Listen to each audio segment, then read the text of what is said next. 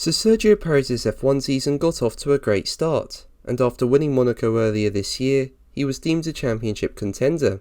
But since Canada, things have fallen away from the Mexican, with him struggling to be anywhere near the level of teammate Max Verstappen. And now Red Bull have spoken about Perez as his struggles continue, and while it won't be good news for him. And in another bit of news, it appears new details of Mercedes 2023 Challenger have been revealed. But before we begin, if you enjoy the video, make sure to leave a like and also subscribe for more Formula 1 content. And you can follow me on Twitter at James_Formula1, and there'll be a link in the description.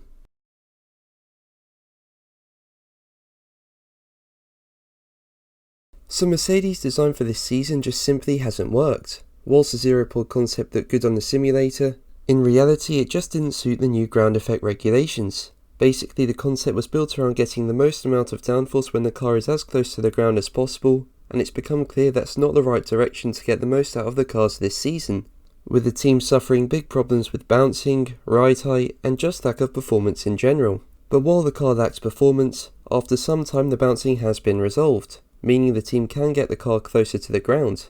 Hence it's not a surprise that with the concept being effective at producing downforce, the team have been competitive at recent high downforce tracks such as Hungary and Zandvoort. But at high speed tracks the team really does struggle, and with it being clear the car needs to become better in more areas, such as becoming less draggy and lighter, Mercedes team boss Toto Wolff said the team is entering into a crucial period as it decides what to do to bring more performance to the car next year. He was quoted by motorsport.com as saying, "Literally over the next 1 to 2 months, we need with a certain degree of precision to understand what needs to be done for next year." Now, according to the Italian edition of motorsport.com, the team have found a good realignment of the data between the wind tunnel and the track, and are evaluating which direction to go in for 2023. And according to publication Sala Stampa, the W14 won't be a completely new car. It claims the 2023 Challenger will have a similar idea to the current zero-pod concept, but with shapes tending to the horizontal. It also claims that on the front and rear wings, there'll be an intervention to improve aerodynamics and reduce drag, especially at the rear, and on top of that, the front and rear suspension geometrics will be revisited. So even though Mercedes doesn't appear to be changing its concept altogether, it's making updates after gathering new data, and I think with the knowledge the team will have picked up this season, they won't fall into the same trap next year of producing a car that on paper is good, but in reality simply doesn't work.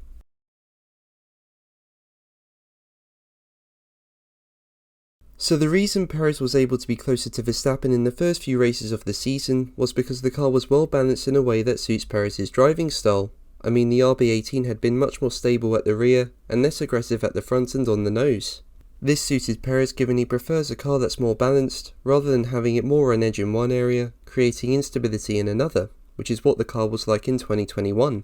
But after being just a few points behind Verstappen after winning in Monaco, he's now more than 100 behind with just a few races left of the season. So how has it all gone wrong? Well, it's been since Red Bull started introducing weight-saving upgrades that Perez has started to struggle. I mean, the team have lost up to 20 kilograms in weight this season, and that equates to around 6 to 7 tenths a lap. Now, whilst this is undoubtedly important, it seems to have affected the balance Perez has in the car. I mean, with Verstappen, with the car becoming lighter, it seems he's able to play around with the ballast and setup more to help him achieve a more pointy front end, which is what he prefers. And Perez just seems to be struggling to get a good balance in the car now compared to what he had before. Now, Red Bull technical director Pierre Walsh denied speculation that Red Bull introduced upgrades that suit Verstappen better than Perez as he spoke about the Mexican struggles. He was quoted by Planet F1 as saying, "The weight is an aspect for sure, but it's part of the setup of the car. At the beginning of the season, we didn't have the possibility to move the weight, then it's part of the setup. I think it's everything together, and after you find your performance somewhere, it's a little more tricky to set up the car. It went in favour of Max. I think he's able to drive any car." And when asked if it was possible to counterbalance the RB18 so it suited both drivers without giving up pace, Walsh simply said if he knew he'd do it. So it looks like there'll be no easy solutions for Perez, and he'll have to adapt to the lighter car and work doubly hard with the team to find a comfortable balance that Verstappen's already found. And if he can't find it, he could be in for a very difficult end to the season. But what do you think? Let me know in the comments below. But that's going to be the video from me today. Thank you ever so much for watching. Make sure to like and subscribe for more videos, and until the next one, take care. Bye.